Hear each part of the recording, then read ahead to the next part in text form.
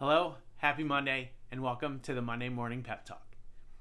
In this week's installment, we're going to dig into I'm tired of making other people rich.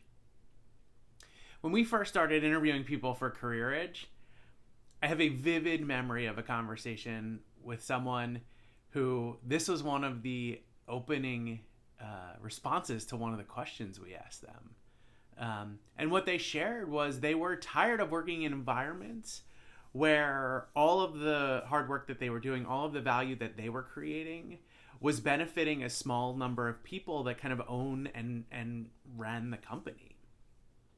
So when we find ourselves in this situation, it's usually a function of the type of the business we're in, the structure of that business, and how kind of power and money is distributed throughout the organization.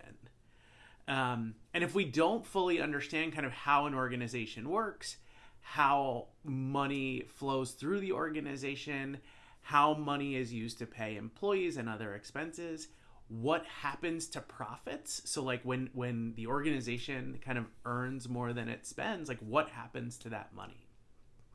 So how do we reframe this? So the question that I think is so important to ask in this case instead is, how could I more directly benefit from the value that I create? This is best illustrated by a very, very simple example. If you are working for a large corporation right now, you are being paid a salary, they are earning money probably a bunch of different ways, and you are being paid kind of as an expense to that organization. You may or may not actually see any additional compensation when that company does well, or when they have a lot of profits. Where if you worked for yourself, to give you a very, very simple example, let's say you are mowing lawns.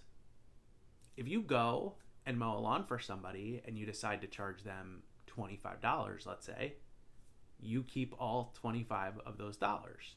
Yes, you may have expenses like the lawnmower and gas, but any profits or money left over are yours. So what did this person end up doing? What was in their mind about how they were going to stop working in such a way that only benefited other people?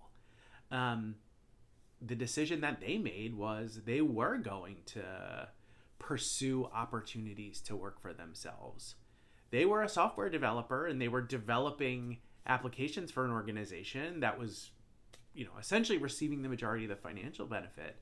So what they started to do, and even before giving up their job, was start to develop applications on their own that they could sell directly themselves and keep the lion's share of that profit.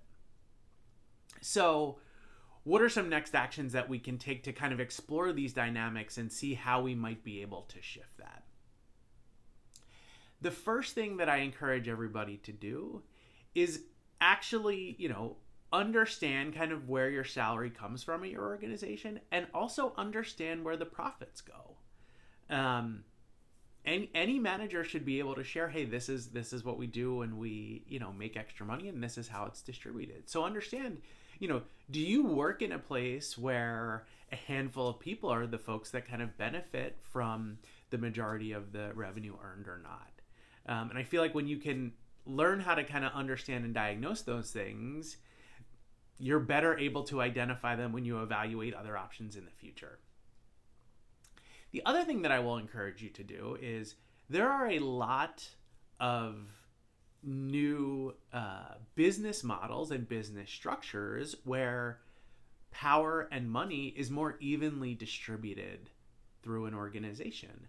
So you may have heard things like cooperative organizations or cooperatively owned organizations. You may have heard things like employee-owned organizations. So what I encourage you to do is, even if it's just in the space you're working in now, see if you can't find a company that has that kind of a model, that has more of a, distributed ownership, a distributed compensation model, a distributed kind of profit sharing program. Because I think what you'll find is you can still do work in the space that you want to do. You may be able to just do it in an organization that is already built to more evenly distribute those profits. And then the final thing that I will encourage you to do, and this week this is going to be kind of extra credit.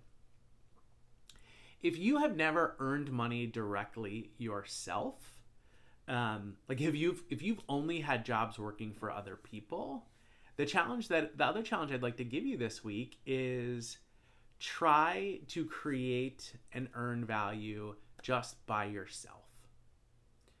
So, to use the lawn mowing example, go see if you can find someone's lawn to mow and get paid for that work. Ask somebody if you could organize a room in their house for $100.